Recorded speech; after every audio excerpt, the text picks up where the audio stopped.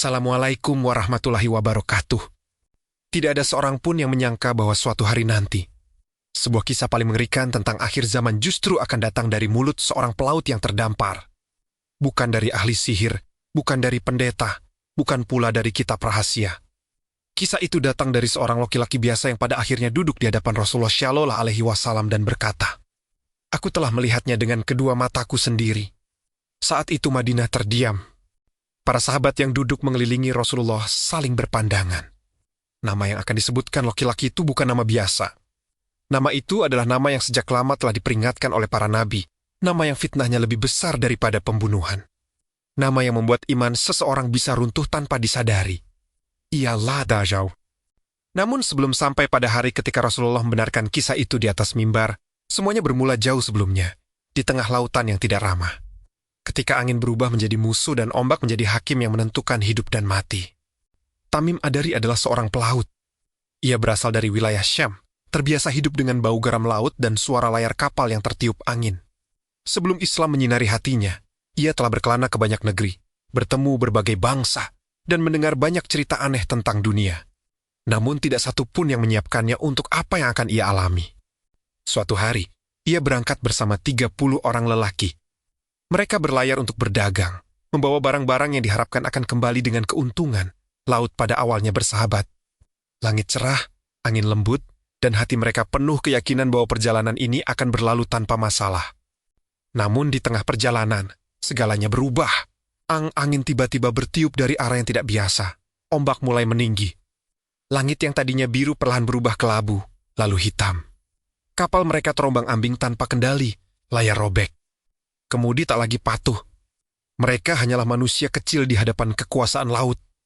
Hari berganti hari, minggu berganti minggu. Selama hampir sebulan penuh, mereka terombang-ambing tanpa tahu arah. Makanan menipis, air tawar hampir habis.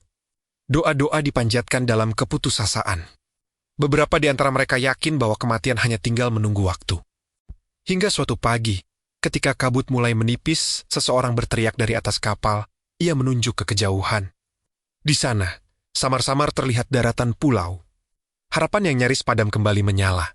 Mereka mengarahkan kapal sekuat tenaga menuju pulau itu. Saat kaki mereka akhirnya menyentuh pasir, banyak di antara mereka yang sujud menangis dan mengucap syukur karena masih hidup. Namun ketenangan itu tidak berlangsung lama. Pulau itu terasa aneh. Tidak ada tanda-tanda kehidupan manusia. Tidak ada embun, tidak ada suara burung, bahkan angin pun bertiup dengan cara yang terasa asing. Pepohonan tumbuh tidak beraturan, dan suasana sunyi itu terasa menekan dada. Saat mereka mulai menjelajah, tiba-tiba sesuatu muncul dari balik semak-semak. Makhluk itu berbulu lebat. Seluruh tubuhnya tertutup rambut hingga mereka tidak bisa membedakan mana wajah mana punggung. Ia bergerak cepat, hampir seperti hewan, tetapi berdiri seperti manusia. Sebagian dari mereka spontan mengangkat senjata, tetapi makhluk itu berbicara.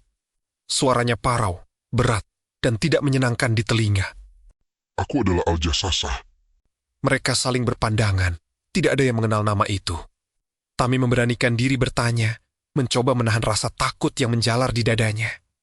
"Engkau ini makhluk apa?" Makhluk itu tidak menjawab secara langsung. Ia hanya menunjuk ke salah satu tempat lalu berkata, "Pergilah ke bangunan di tengah pulau ini. Di sana ada seseorang yang sangat ingin bertemu dan ingin bertanya kepada kalian." Ada nada aneh dalam ucapannya, seolah ia hanya utusan, bukan tokoh utama. Meski rasa takut semakin besar, rasa penasaran mengalahkan keinginan untuk lari. Mereka berjalan mengikuti arah yang ditunjukkan Al-Jassasah. Langkah kaki mereka terasa berat. Setiap detik terasa seperti peringatan agar berbalik arah, tetapi entah mengapa kaki mereka terus melangkah. Di tengah pulau, berdiri sebuah bangunan tua dari batu, warnanya gelap, seakan menyerap cahaya. Pintu besarnya terbuka, mengeluarkan udara dingin yang membuat bulu kuduk berdiri. Mereka masuk.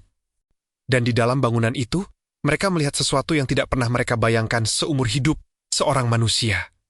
Namun ukurannya jauh lebih besar dari manusia biasa. Ia duduk dengan posisi aneh, kedua tangannya dirantai kuat ke lehernya. Kedua kakinya dibelenggu dengan besi tebal. Rantai-rantai itu tertanam kuat di dinding dan lantai, seolah-olah siapapun yang merantainya tidak ingin mengambil risiko sedikit pun. Wajahnya membuat jantung berdegup kencang. Salah satu matanya rusak buta, menonjol, sedangkan mata lainnya menatap tajam. Seolah mampu menembus dada siapapun yang memandangnya, ia tersenyum, senyuman yang tidak membawa kehangatan. Senyuman yang terasa seperti ancaman. Ia berbicara, dan suaranya menggema di seluruh ruangan. Ceritakan kepadaku tentang kurma Baisan. Tamim menjawab dengan hati-hati. Pohon kurmanya masih berbuah. Makhluk itu mengangguk pelan, lalu berkata, Ketahuilah, sebentar lagi ia tidak akan berbuah. Ia lalu bertanya tentang Danau Tabariyah, tentang airnya, tentang keadaannya. Tamim menjawab apa adanya, bahwa airnya masih banyak. Makhluk itu tertawa kecil, tawa yang membuat ruangan terasa semakin sempit. Dan ia mengatakan, Sebentar lagi danau itu akan mengering.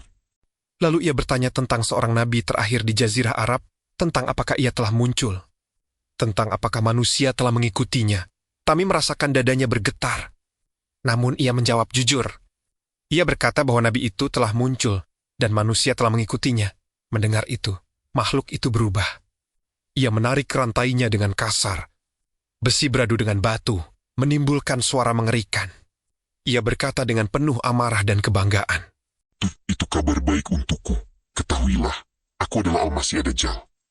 Saat itu, tidak ada satupun dari mereka yang berani berbicara. Mereka tahu, meski belum sepenuhnya memahami, bahwa mereka sedang berdiri di hadapan makhluk paling berbahaya yang akan dihadapi umat manusia di akhir zaman.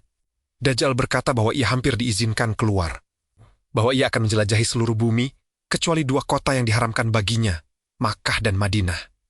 Ia berbicara tentang kekuatannya, tentang fitnahnya, seolah semua itu hanyalah soal waktu. Tamim tidak ingin mendengar lebih banyak. Ia memberi isyarat kepada yang lain. Mereka keluar dari bangunan itu secepat mungkin, berlari tanpa menoleh, kembali ke kapal dengan hati yang dipenuhi ketakutan dan kebingungan. Beberapa waktu setelah peristiwa itu, Tamim akhirnya sampai di Madinah. Ia mendengar tentang Rasulullah. Ia masuk Islam, dan ia menceritakan kisahnya. Rasulullah mendengarkannya dengan penuh perhatian. Lalu beliau naik ke mimbar dan berkata kepada para sahabat bahwa kisah Tamim sesuai dengan apa yang telah beliau sampaikan tentang Dajjal, kebenaran itu bergema di hati para sahabat. Dajjal bukan dongeng, bukan legenda, ia nyata. Dan jika seorang sahabat Nabi saja gemetar ketika bertemu dengannya, maka apa yang akan terjadi pada orang-orang yang imannya rapuh? Kisah ini tidak diceritakan untuk menakut-nakuti, tetapi untuk memperingatkan bahwa fitnah terbesar belum datang, bahwa iman adalah benteng satu-satunya, dan bahwa doa perlindungan dari Dajjal bukan sekadar ritual, melainkan kebutuhan. Karena suatu hari nanti, rantai itu akan dilepaskan. Dan ketika hari itu tiba, hanya hati yang teguh yang akan selamat. Semoga kita semua selalu dalam lindungan Allah dan dijauhkan dari fitnah Dajjal. Jika kisah ini bermanfaat, silakan dukung channel ini dengan cara like dan subscribe. Wassalamualaikum warahmatullahi wabarakatuh.